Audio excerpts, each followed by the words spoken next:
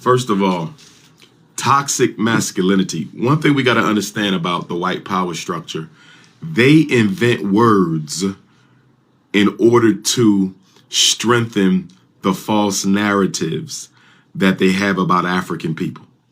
Okay, they create concepts and terms out of thin air that are totally bogus in order to feed their propaganda narrative. If there's a such thing as toxic masculinity, then there has to be such thing as toxic femininity or toxic feminism. I've never seen the media speak about toxic femininity or toxic feminism. So why is it that masculinity can be toxic, but feminism cannot be toxic? And that's because the power structure has an agenda to criminalize traditional black masculinity. They want all the men to be tender. They want all the men to be docile. They want all the men to be meek.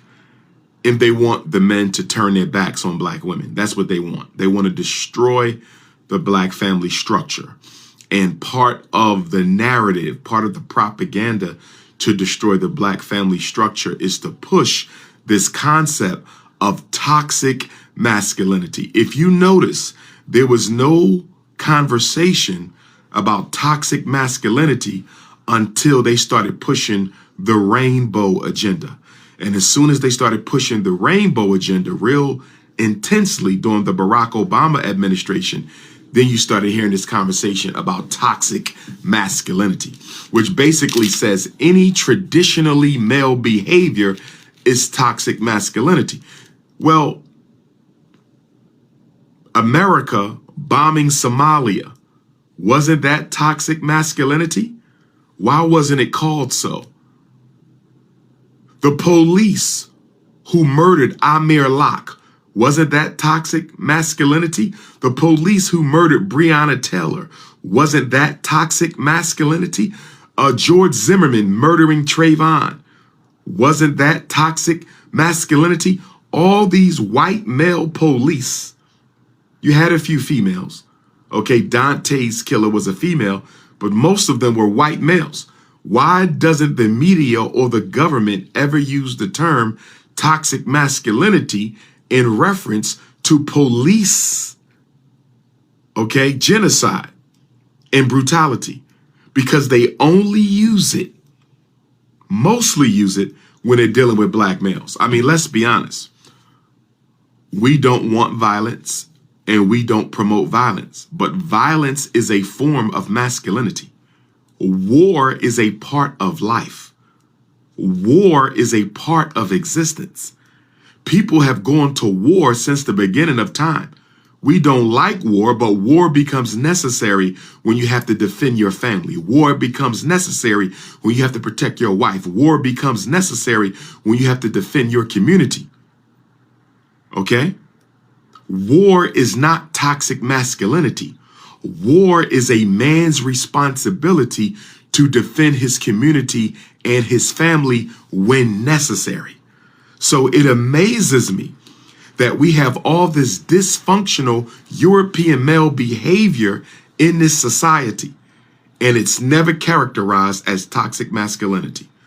We have all this dysfunctional, unhealthy European male behavior, and it's never called toxic masculinity.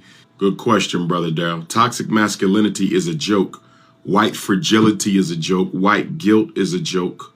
Reverse racism is a joke. All these are fake words, fake concepts. Reverse racism. No such thing as reverse racism. There's no such thing as reverse racism. There's no such thing as white fragility. There's no such thing as white guilt. There's no such thing as toxic masculinity. Okay? What's with the hate of members of the rainbow community? You're a very intelligent man. I like to debate you on your views. I support and believe in your mission, but you need us rainbow folk as well. How do you move forward with leaving some of your people behind? From McHenry, Illinois. Well, this is a Black parent teleconference, so I don't want to get involved in the politics of the rainbow agenda. I would only say to you, my brother, that despite your orientation towards life, I still respect you and love you as a Black man, although I disagree with your lifestyle.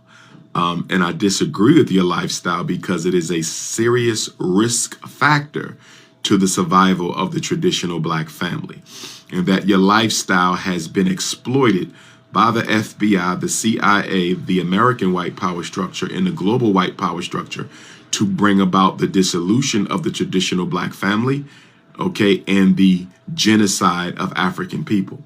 So although you're not personally responsible for that, the government has seized upon your lifestyle and is using it as a weapon of population control for African people. There is no hate. Your question mentioned the word hate. Now, if you can prove to me that I've ever taught or preached hate against members of your community, I would like to see the evidence, sir. Okay? If I've ever taught people to hate you, I owe you an apology. But I can promise you, you will find no evidence of me ever teaching hate against members of your community. You can go to YouTube. I have more videos on YouTube than any scholar alive. So you can look at those YouTube videos when I discuss your topic in particular. And if you can find a single statement out of my mouth that advocates hate to members of your community, I would like to know what that is.